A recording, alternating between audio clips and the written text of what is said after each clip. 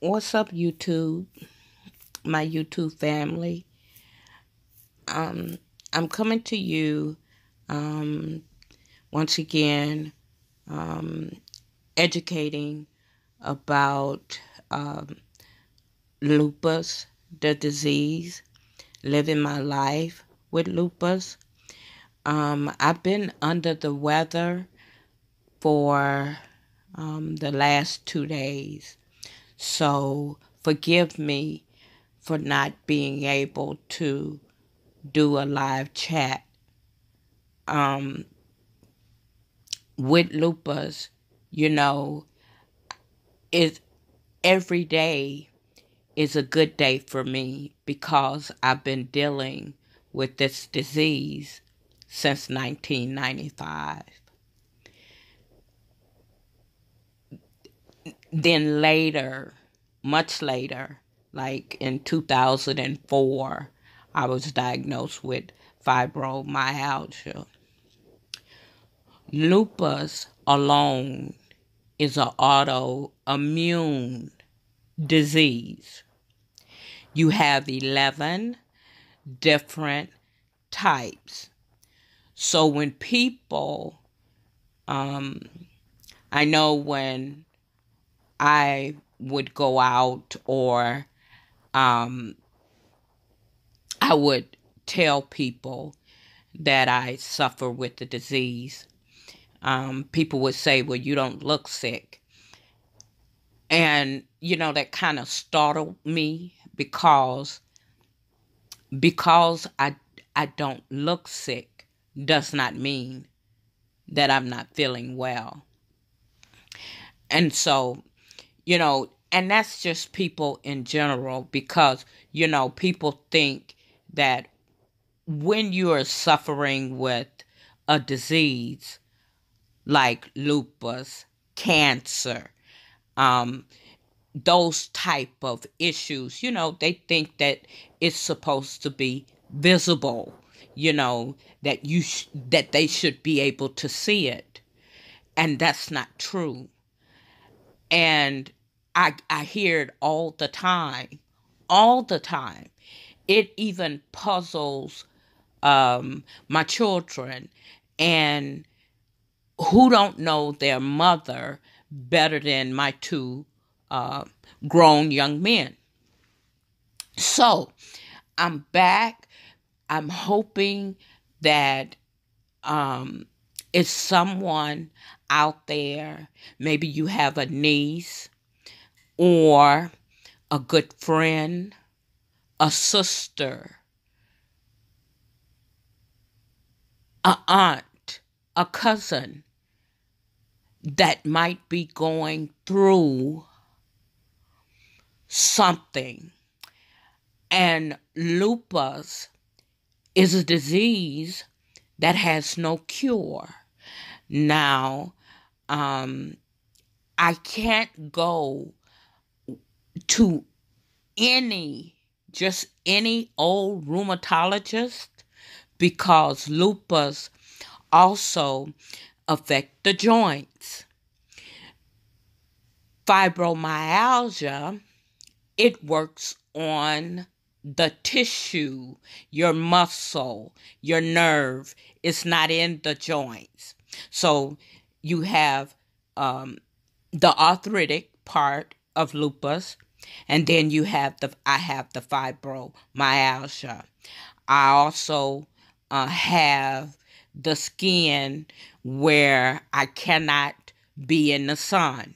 The sun will scorch me, just like someone that would have sunburn.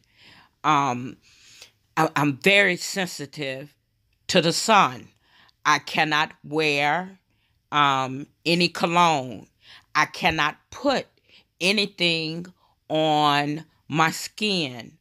Say, for instance, any powder or anything, because my skin is very sensitive to anything. So I can't wear certain creams or foundation on my face because whatever is in that product can cause me to have a very bad rash in my face. Now I'm gonna tell you what I used to do when I was younger, and I had my children, and like I said, I was diagnosed in 1995. But anyway, I used to go to in Houston, you very seldom see black-owned nail shops. So I decided to go in there and get my eyebrows waxed, arched with the wax. And I went in there and they did it, but it swelled my face. So I was walking around with my eyes puffed up and my eyebrows, they was arched, very pretty, but they were red. And so my oldest sister said, "What is wrong with?" I said, "Well, I think that I really believe it's that wax that they use to arch your eyebrow." So my sister said, "Okay, well, they got micro braiding, where they take the thread and arch your eyebrows." So she said, "Well, don't do that no more." And I said, "Okay, now you ain't got to worry about it, 'cause I'm not gonna do it anymore." Excuse me. So she said, "Well, they have that micro arching with the thread." So me and her go down to the mall, and me and her had it done. Well, guess what happened? My face swelled up again. So even with that, I can't just do anything. It just fights against me.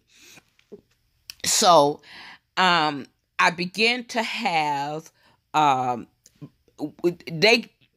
misdiagnosed me the whole time, really, because they told me I had bronchitis, and it was actually pleurisy.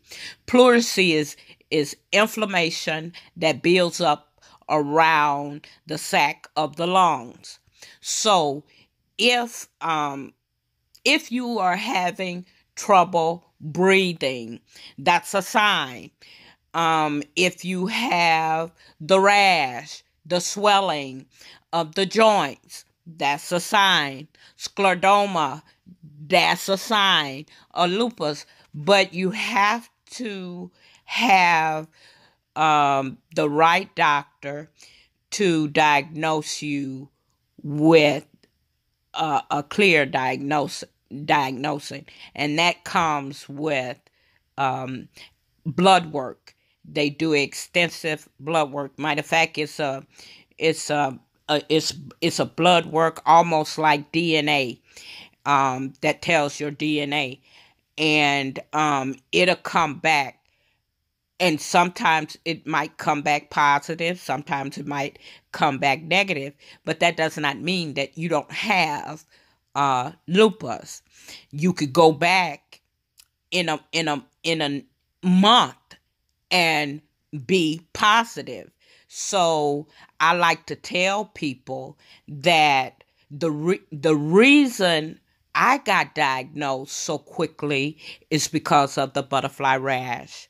And then the doctor took the blood work. Antibodies in the blood will tell if the inflammation alone, it will show up in your blood.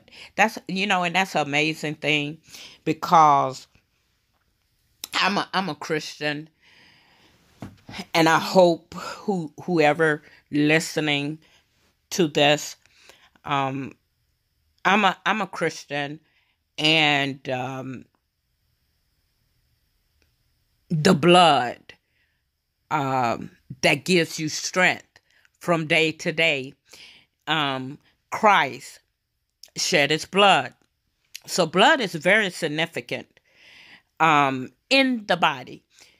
You know, when they talk about the blood, the blood will tell everything.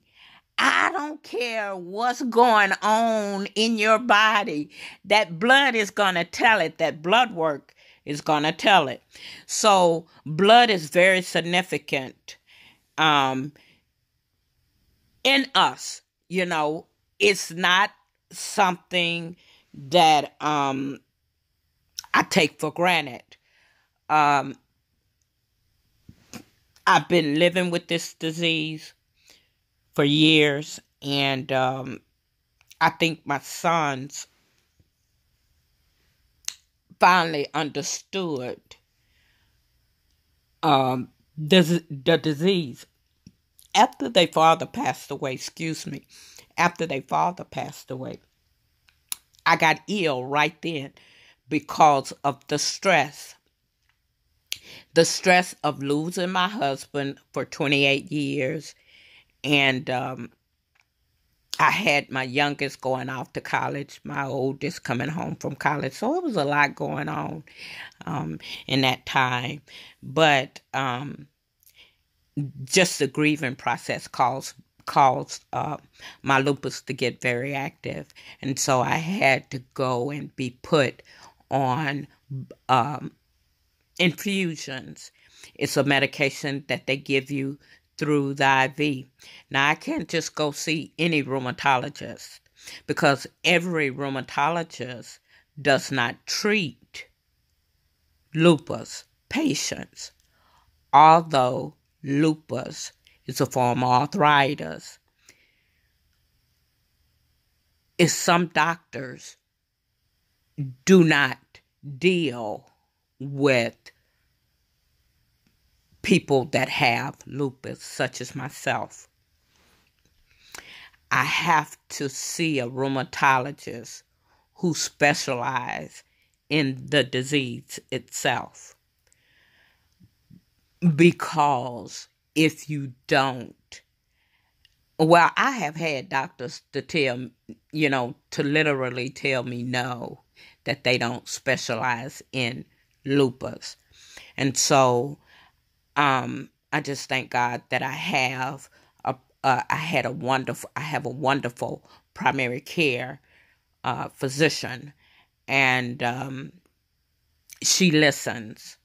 And so I got a wonderful rheumatologist.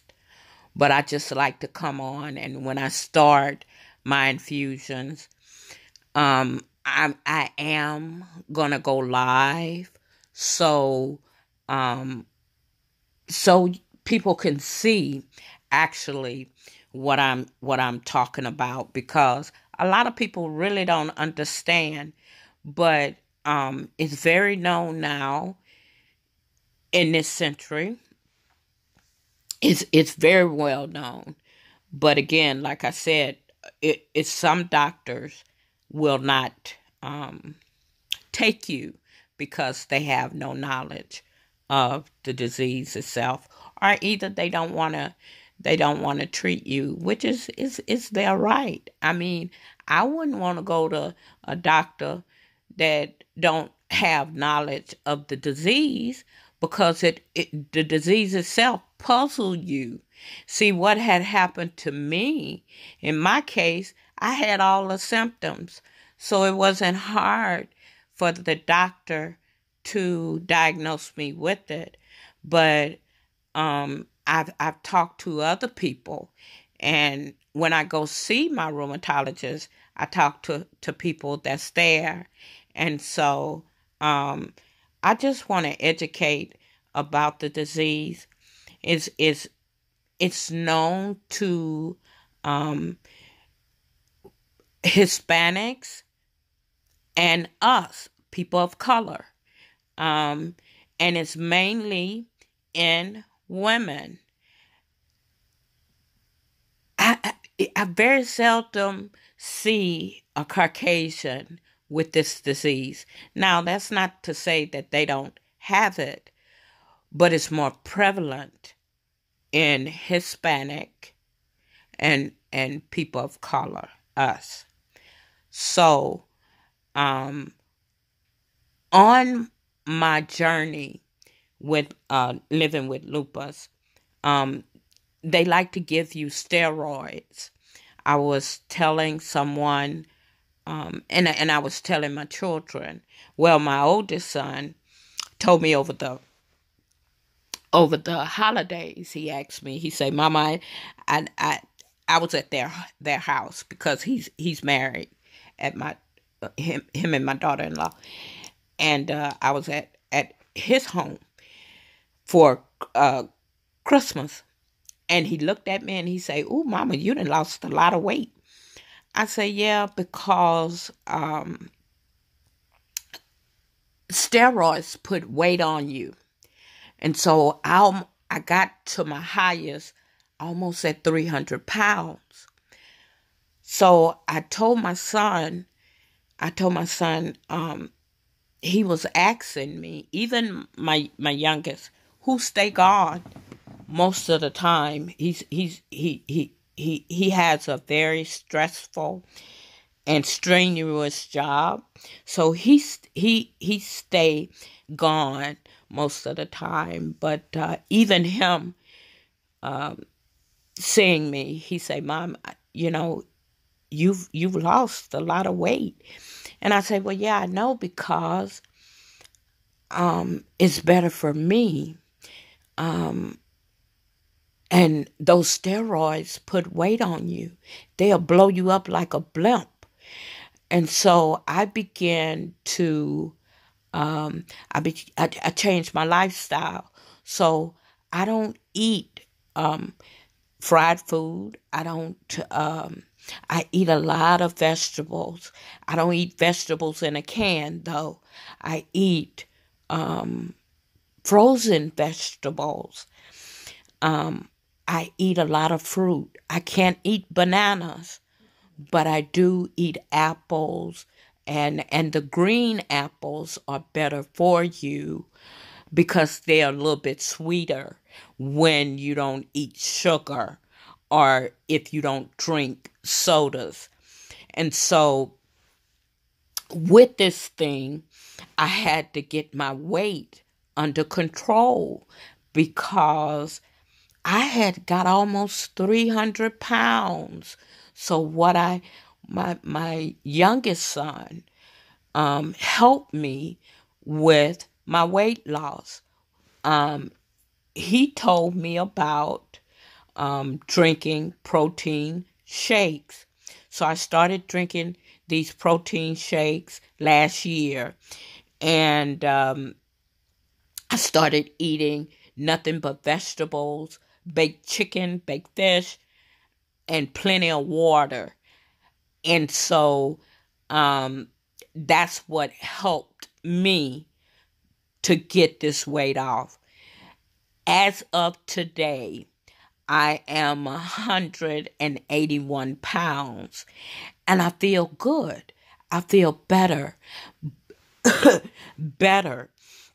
than I ever felt, because I was heavy.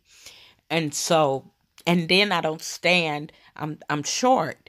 I don't stand 5 feet tall. And so I'm carrying around all this weight. And so I began to change my life.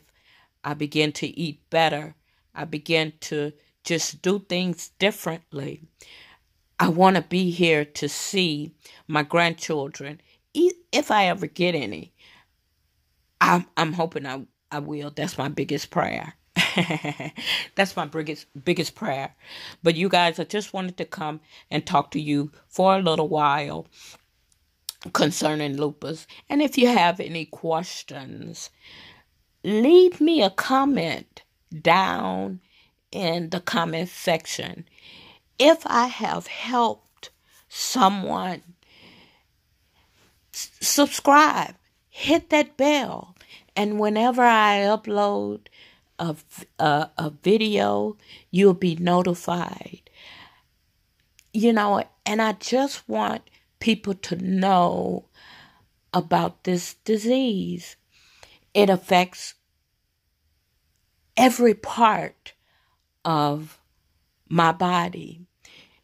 And it's now here recently, the discard part, the psoriasis.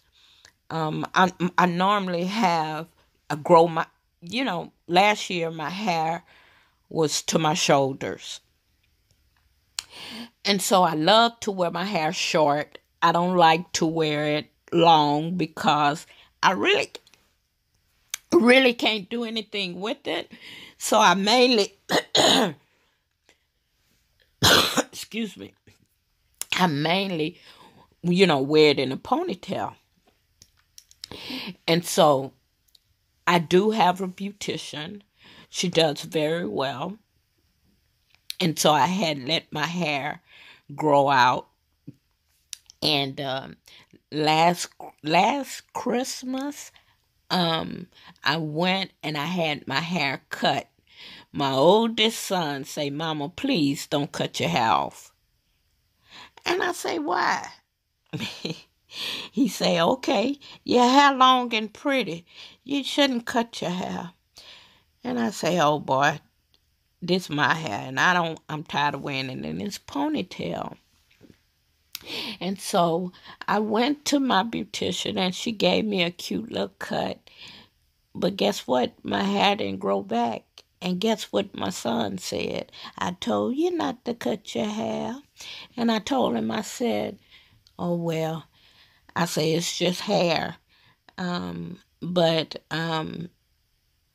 like I said, if you have any questions or want to know anything about this disease, leave me a comment, subscribe, hit that bell button.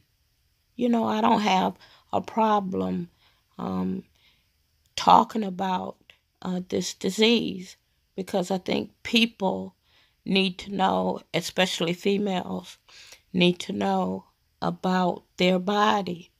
You have to take care of yourself. You have to. It's a must. You cannot walk around on this earth and not take care of yourself.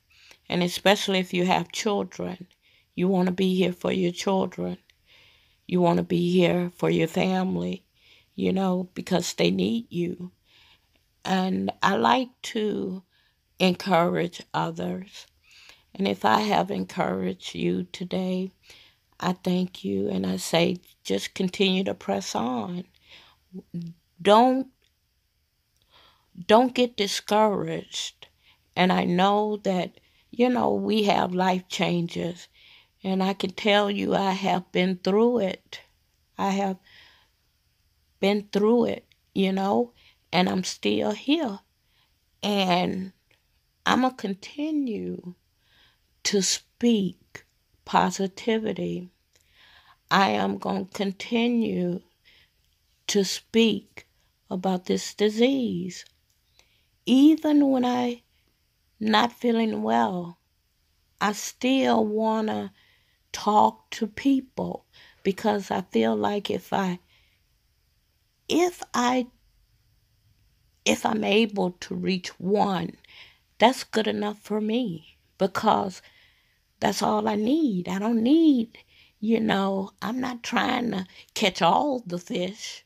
I'm just not. But you cannot drive a car looking in the rearview mirror. You have to press on. So I'm pressing on. You guys pray for me as I pray for you. I want you to know not to give up. You have a purpose here on earth. So find out what your purpose is. You might be already in your purpose. I don't know. I really don't know. But find out what your purpose is, because you wasn't just placed here. You were placed here for a reason. And I always say that you have to endure a test in order to have a testimony. You cannot have a testimony without enduring the test. You understand? Because the word testimony, in front of that word is test. It's a word within a word. I know I say that all the time, but I really wanted to sink in, because, people will get up there and say, I have a testimony, and you sitting there looking and listening and still trying to figure out, well, what was the testimony? What was the test? So you have to go and in this life, we are tested. But in that test, that's where you build your strength. See, everything I've been through, I'm stronger today than I was yesterday. I'm stronger today than I was last week. Even at my weakest time, I'm still gonna press on. I refuse to let anything break me. I refuse to do that. So I walk in positivity. I walk in love. I walk in joy. I walk in peace. That peace that surpasses all understanding. See, when you're able to understand what peace is, you will get it. You might not get it right now, but sit there and think about it. Just let that sink in. Let it sink down in your spirit. And when you're able to say, oh yeah, Miss Rochelle, that peace you talked about, I finally got it. I finally got it. Because I want everybody. I want somebody. And I shouldn't say everybody, but I want somebody to have peace. I want somebody to have joy. I want someone to believe that they are able to do any and everything. My father used to say, if you can imagine it, you can do it. If you can see yourself doing it, you're able to do it. It's nothing that you cannot do. So don't let this world fool you. Don't let this thing called life discourage you. Don't do it. Don't look at what you can see with the naked eye. If it's chaos going on around you, please don't look at that chaos. Please go into that spiritual realm. Go into your mind and think good things. Because when you do that, let me tell you that that's when good come to you. See, if you stand for something, you won't fall for anything. And I know y'all have heard that before. That's a wise saying, and that is so true. If you stand and believe for something, you won't fall for anything. Because see, let me tell you, the devil, he stay on this job. Okay? Don't underestimate the devil. I love to say that because the devil, what he does, he operates in the past. He don't operate in the present. So I want y'all to know that. I want y'all to get it. I want y'all to just let that sink, meditate on it. See, the devil don't work. He don't work in the present. He work in the past. And you got to remember, the devil was in heaven. He was an angel. Matter of fact, he was an angelic, and he could sing. He could play instruments. Oh, he was something else. He was an angel, but he thought he was greater than the Creator. And so that's why Satan was cast down. And don't you know he took some with him? So, I'm saying this to say to y'all, don't you let now devil in hell tell you what you cannot do. See, that's the kind of stuff I used to speak. I speak over my children when they were younger, my boys. See, I learned that. I learned to speak things into existence in my life. See, and all that negativity, I don't deal with that. See, I don't even go around it. Matter of fact, on YouTube, I don't even deal with people that use their platform to spit out hate. See, and negativity. I don't do that. I don't do mess. See, I don't like messy people either. I turn away. If you messy, oh, I ain't your friend. I'm serious. I don't deal with messy people. See, I don't do that. I can't, because I love me, and I love what me got to offer. See, and I love for my mind to be right. See, and that's why I don't deal with mess. I don't deal with strife.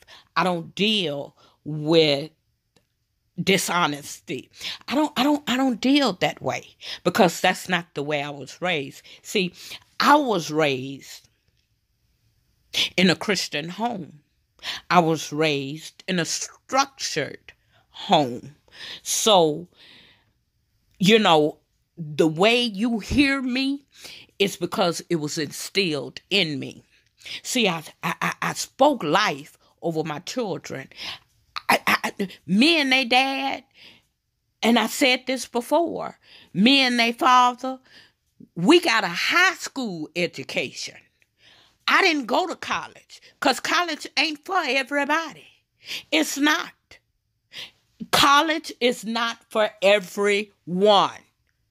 So, if you know your child, don't try to make your child go to a college and he gonna flunk out and waste all your money. Don't do that.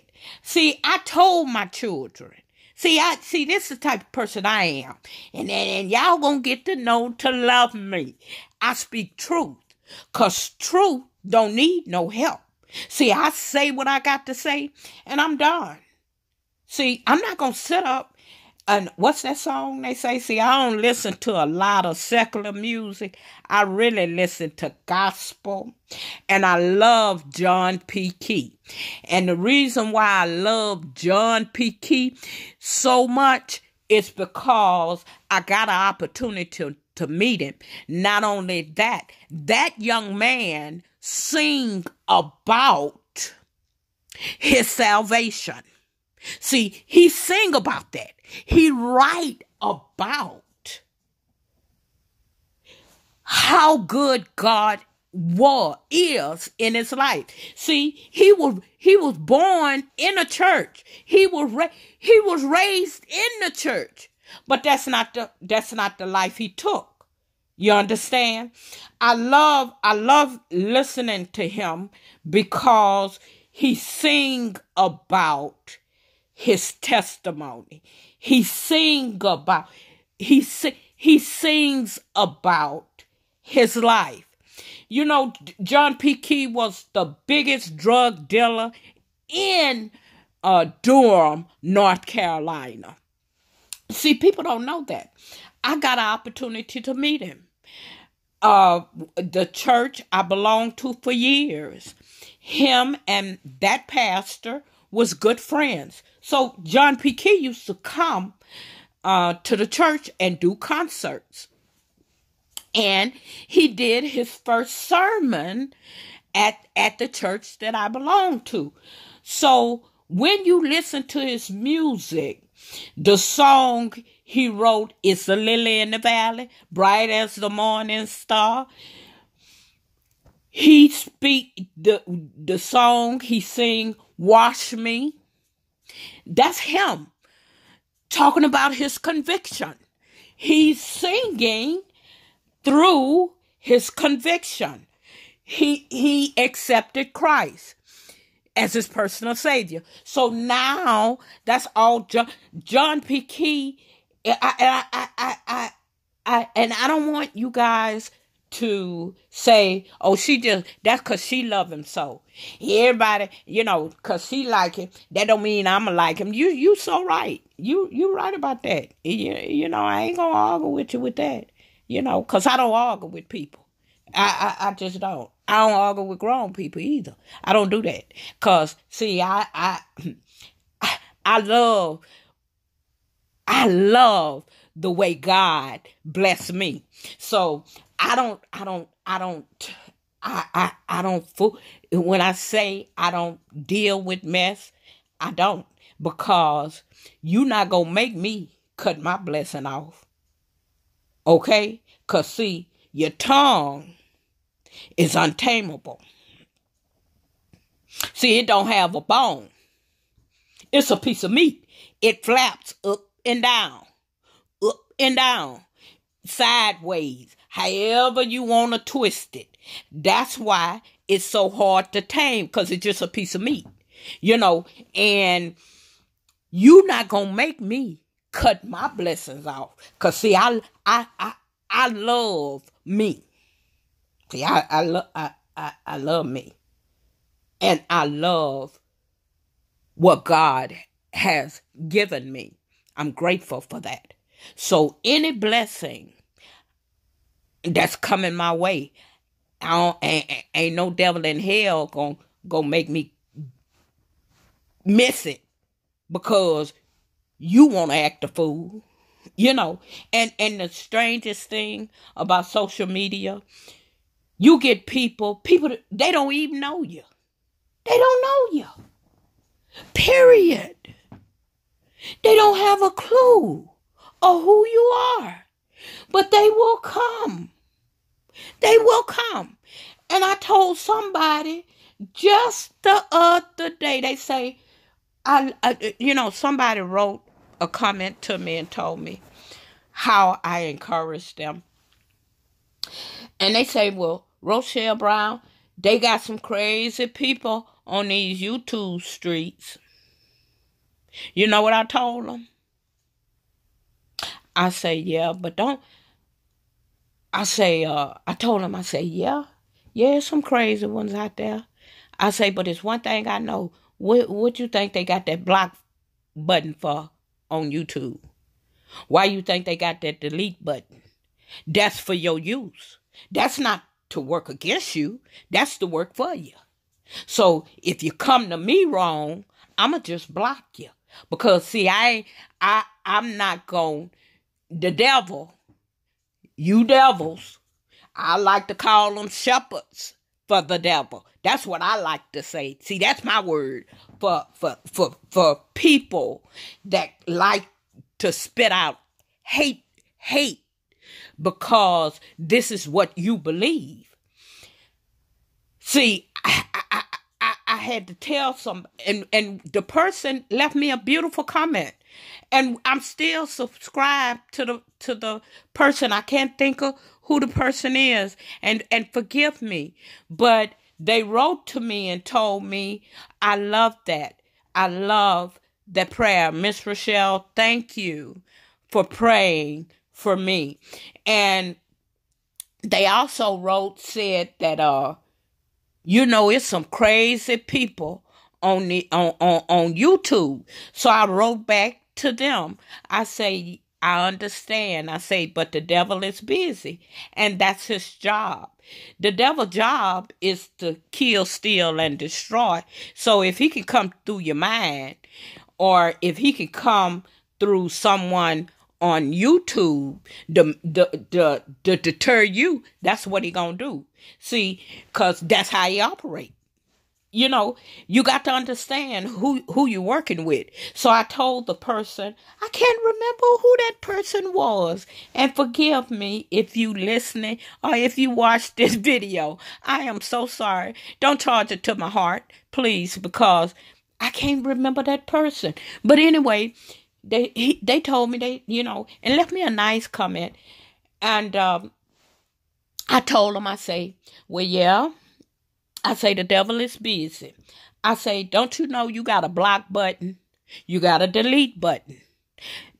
I know you don't want to use it, but that's what it's for. It's for you to block or delete anyone that want to come on your platform and discourage you. I mean, if a person don't like because most of the time you could tell by the person's title what they're going to talk about. So if you don't like what I'm talking about my life, my disease, my healing, my deliverance, okay, block. But I'm not finna sit up there and go back and forth with you. Oh, no, I ain't going to do that. Oh, no. Miss Rochelle too old for that. And I just don't have time for it. See, I love to laugh because, see, God has blessed me. God has kept me. Even through my trials and tribulations, it was him who kept me. You see? So I glorify in that. I thank him. I thank him constantly for it. And I constantly ask God to renew my mind and my heart that I can receive people honestly. Okay? Because everybody is not messy. Everybody not hateful. Some people just might not understand. I know it was a young man. He came on my page and he told me that my God is my God. You can't worry about everybody else. And I told the young man, I say, see, you're wrong with that one. I don't worry about nobody. I say, but I speak the truth. That's what I do. And when you speak truth don't need no help. See, truth stand alone. Point blank, period. I told him that I don't have to argue. I'm not arguing with you. If that's what you believe that. That's your right. That's your right. But don't come to me and tell me to worry about myself. Baby, I take care of self first. That's what I do. I take care of me first. So don't tell me about me. I know me and I love me. You understand? But God even loves me more. You know why? Because he sent his son. He was the ultimate sacrifice. He was. That's a proven fact.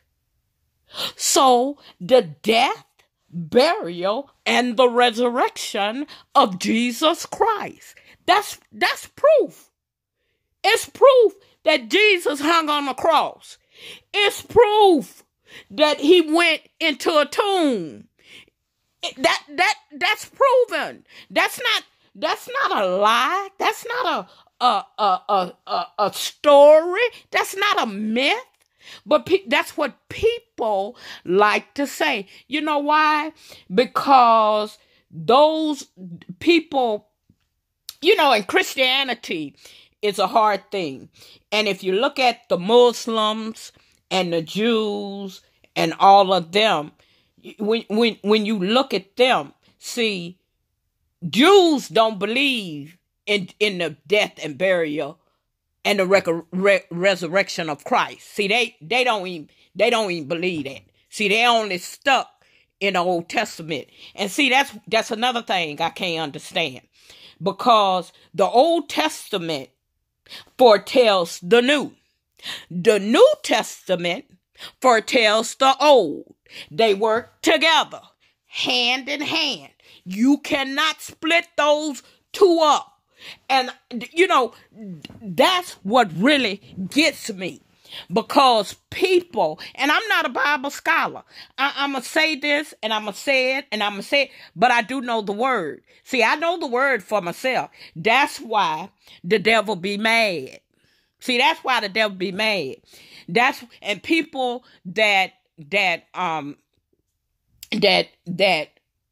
don't believe that it's a God, because I had one person to tell me, say, well, if it's a God, why do we have people homeless? Why do we have murderers? And I listened to him. And I said, well, have you ever read the book of Genesis? Have you ever heard of the story Cain and Abel? They was brothers.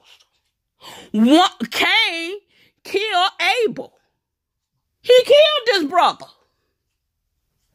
Okay, so that was going on in the Bible days. It was homeless people in the Bible.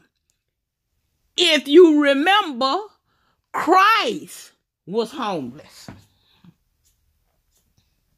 Hello, world.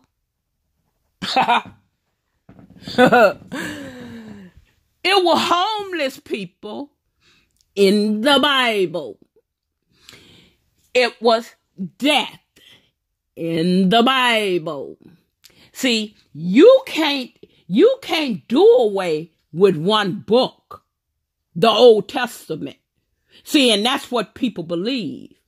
People stay in the Old Testament. You cannot do that. The Old Testament foretells the New, and the New foretells the Old. They work hand in hand. So all this, when people tell you, well, where's your God? Oh, he here. He here. He here. I'm going to tell you. It's the Trinity. Okay? I know y'all know what the Trinity is. So don't come to me and tell me it's no God. And because you cannot see him with the naked eye, or you cannot touch him, you can feel him, no. Because, see, he told you that. See, when them little chills, you hear a word and it convicts you. Y'all ain't been now.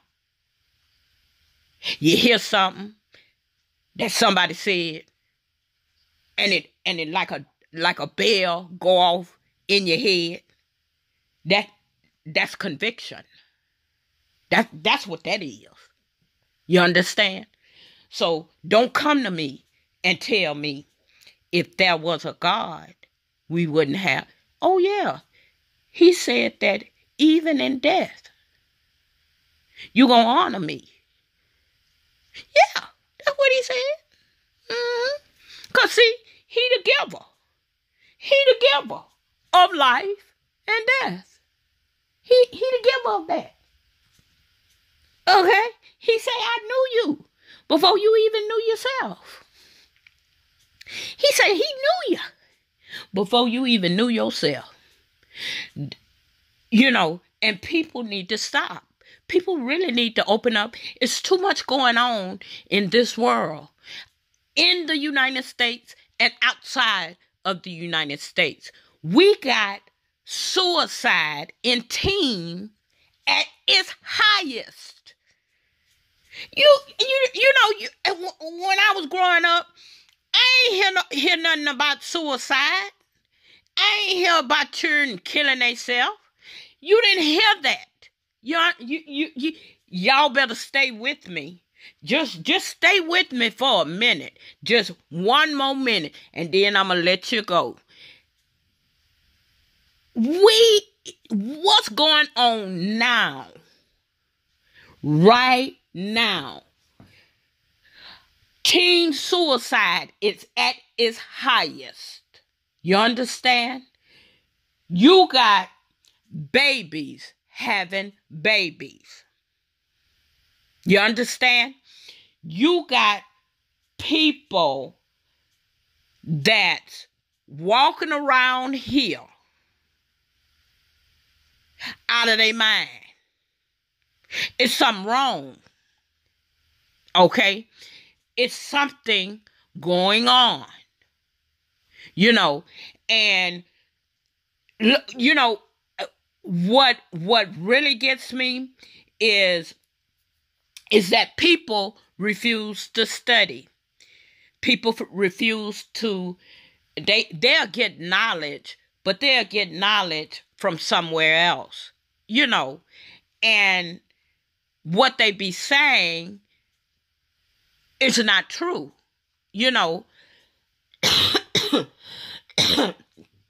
but in their mind, they thinking it's, why you think mental illness is on the rampant? Because people are not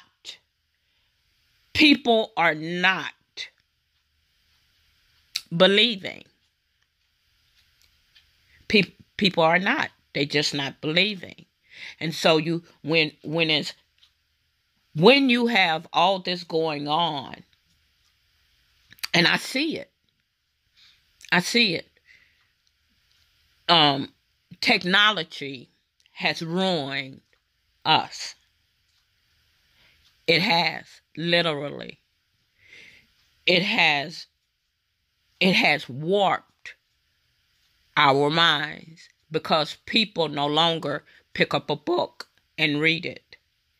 People no longer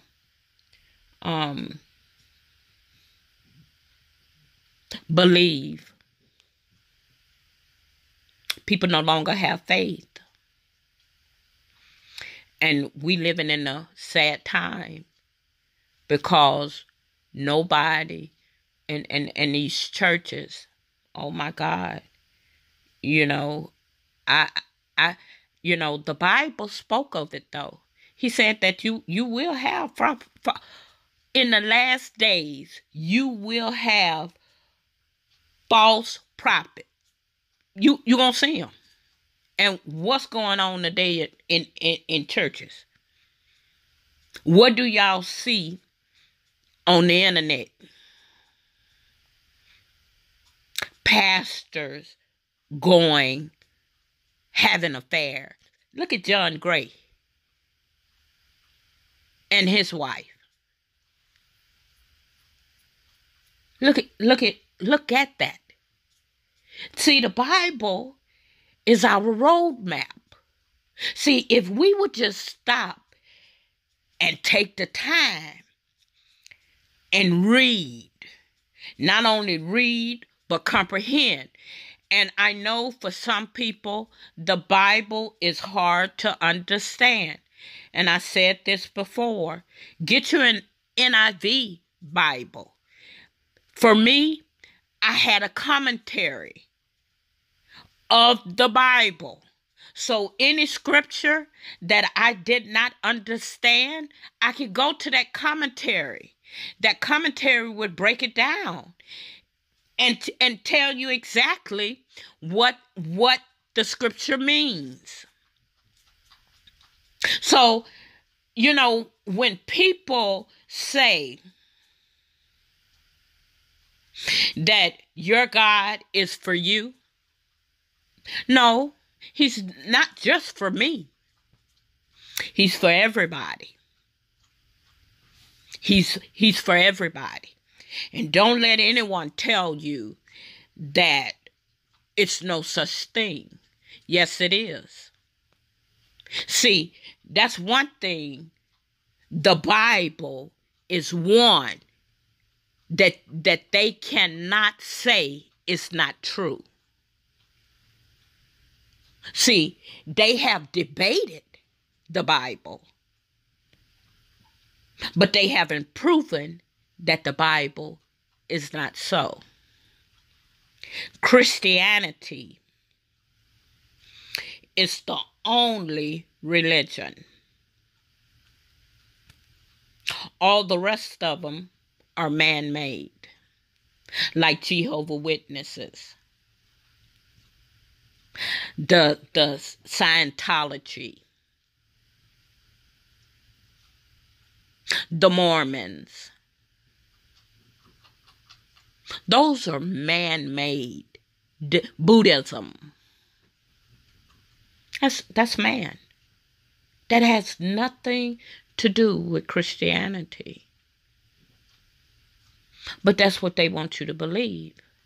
But if you don't study, if you don't get an understanding. See, people, working 27 years in the Houston Independent School District, one of the largest school districts in the state of Texas, for 27 years, we taught comprehension. See, that was taught when a child learned how to read. Because people can read, but people might not be comprehending. And that's the same way with the Bible. If you don't understand, I'm telling you, I wouldn't tell you this if I didn't know it. And most Bibles now have commentaries in them. So and they're a little expensive, but it helps you. It helps you get an understanding. See, nobody can come to me and tell me, it's no such thing as that. And the first thing I'm gonna say, well, prove it. Prove it. Show it to me. Where you read that at? That over there. Okay. So, and I don't want to seem like that I'm pressuring anyone, because I'm not. I'm only here because of my testimony, because of the things I've been through, because of my faith in God. It's me. But I do like to encourage. See, I love to encourage people. I love to build people up when they're down. Because when I'm down, see, today wasn't a good day for me. It was not. But that didn't stop me for constantly feeding my body with knowledge. He said, by every stripe he took on that cross, that I'll be healed. And it's by his grace and his mercy that has kept me. See, grace is freely given when you open your mouth and confess that Jesus Christ died and was buried and resurrected. See, that's freely given once you confess that. Once you speak it. That's why the Bible says that we have the power to speak those things as though they are. People ask me, if I see people that I worked with years ago, in a store, and me and my boys are together, they always act. Now, sometimes I don't remember their name, but they sure remember me. And, they would always ask me, how did you got some, they would remember my boys, because they didn't ever go to the school that I worked at. I always made them go to the school either close that we were zoned to, or, wherever they wanted to go. because they were in a magnet program. And when you're in the magnet program, you're able to go to any school in the district. So my co-workers I would run into, and today I still do. But when they see me with my boys, they always ask me, say, "Girl, you got some animal boys." She say, and then they look like two twin towers standing above you, you know. And I always tell them, they say, "Girl, how you raised them boys? Because they so manageable." I say it was God, the help of God's hands, you know, on their life. Because even when my children was little, I would speak over their life. When they were sleeping, I would go in there and I would just speak over their life. And I would speak things for them. And I even taught them, raised them in the church just as well as I did. I remember telling a story that my youngest, my husband didn't believe. See, I was raised Methodist, so my husband was raised Baptist. And they sat on some kind of mourning bench. I guess my husband used to say that's when you didn't have it, like you didn't have an understanding of who God or Christ was. So just because your mama joined church, that don't mean you joined. You had to know, you know, who Christ was. The child had to know it for us. So they made them sit on a morning bench. Never heard of it. First time ever hearing of it. But once I married my husband, I became Baptist. And so I never forget, my oldest already had it. And then the youngest one, you know, churches won't let children take communion if they haven't been baptized. And so my youngest, he was a busybody. He more calmer now than he was when he was younger. Anyway, he jumped up and went to join church. So on our way home from church, I was so happy. I say, "Oh, that's so nice, Carrie." I say, you gonna get baptized. But my niece was with me. The one I was talking about the other day. She was with us, staying with us at the time. They were all young. And they were back there talking. You know, and me and my husband, we sitting up there talking, trying to figure out what we was going to eat for dinner once we got home. Because we always went to 8 o'clock service. And so I hear them laughing. Oh, they was cackling back there in that back seat. And so their daddy was driving. I say, "What y'all laughing at?" And my oldest, he wasn't no tattletale. See, he didn't tell on Carrie, the youngest one, until he really did something to him. And then he'll tell. So my niece, Cassidy, say, "Ooh," they was back there giggling. So I say, "What y'all back there laughing at? What's so funny?" And my niece say, "Ain't it? You ain't gonna believe this." I say, "What, child?" She looked at my oldest son, Kelvin. She told him, say, "Kelvin, tell Annie what Carrie said." So y'all, he say, they didn't want to tell really what it was, because Carrie knew he was going to be in trouble. So my niece say, "Ain't it?" I say, She say, "You know why Carrie joined church?" I say, "Well, yeah, I know why he joined church." So I looked over there at his dad. I said, "Yeah, I know why he joined church. Me and your daddy know why. I'm saying we glad he joined." And my little niece say, I guess Cassidy must have been about 13 or 14. She say, ain't it? That ain't why he joined church. I say, well, why? I say, Carrie, why you join church? He say, my niece say, ain't it? He joined church because he wanted the little cracker and the juice.